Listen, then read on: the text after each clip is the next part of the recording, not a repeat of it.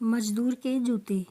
एक बार एक शिक्षक संपन्न परिवार से संबंध रखने वाले एक युवा शिष्य के साथ कहीं टहलने निकले। उन्होंने देखा कि रास्ते में पुराने हो चुके एक जोड़ी जूते उतरे पड़े हैं, जो संभवतः पास के खेत में काम कर रहे गरीब मजदूर के थे, जो अब अपना काम खत्म कर घर वापस जाने की तैयारी कर रहा था। शिष्य को मजाक सूझा। उसने शिक्षक से कहा, गुरुजी, क्यों ना हम ये जूते कहीं छिपाकर झाड़ियों के पीछे छिप जाएं। जब वो मजदूर इन्हें यहाँ नहीं पाकर घबराएगा तो बड़ा मज़ा आएगा। शिक्षक गंभीरता से बोले, किसी गरीब के साथ इस तरह का भद्दा मजाक करना ठीक नहीं है। क्यों ना हम इन जूतों में कुछ सिक्के डाल दें और छिपकर देखें कि इसका मजदूर पर क्या प्रभाव पड़ता है। शिष्य ने ऐसा ही किया और दोनों पास की झाड़ियों में छुप गए। मजदूर जल्द ही अपना काम खत्म कर जूतों की जगह पर आ गया। उसने जैसे ही एक पैर जूते में डाले, उसे किसी कठोर चीज़ का आभास हुआ। उसने जल्दी से जूते हाथ में लिए और देखा कि अंदर कुछ सिक्के पड़े थे।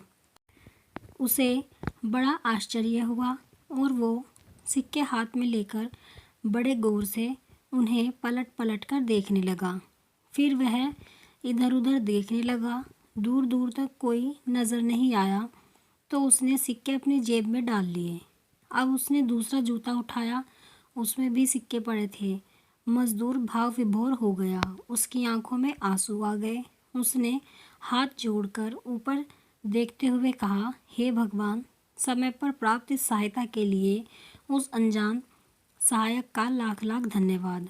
उसकी सहायता और दयालुता के कारण आज मेरी बीमार पत्नी को दवा और भूखे बच्चे को रोटी मिल सकेगी। मजदूर की बातें सुन शिष्य की आंखें भर आई। शिक्षक ने शिष्य से कहा, क्या तुम्हारी मजाक वाली बात की अपेक्षा जूते में सिक्का डालने से तुम्हें कम खुशी मिली? शिष्य बोला, आपने आज मुझे जो पाठ पढ़ाया है उसे मैं जीवन भर नहीं भूलूंगा। आज मैं उन शब्दों का मतलब समझ गया हूँ जिन्हें मैं पहले कभी नहीं समझ पाया था, कि लेने की अपेक्षा देना कहीं अधिक आनंददायी है।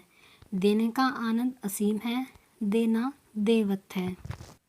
दोस्तों, सचमुच जॉय ऑफ गिविंग से बढ़कर और कोई सुख नहीं है। हमें इस कहानी से शिक्षा लेते हुए अपनी क्षमता के अनुसार ज़रूर कुछ न कुछ दान देना चाहिए और ज़रूरतमंदों की हर संभव मदद करनी चाहिए।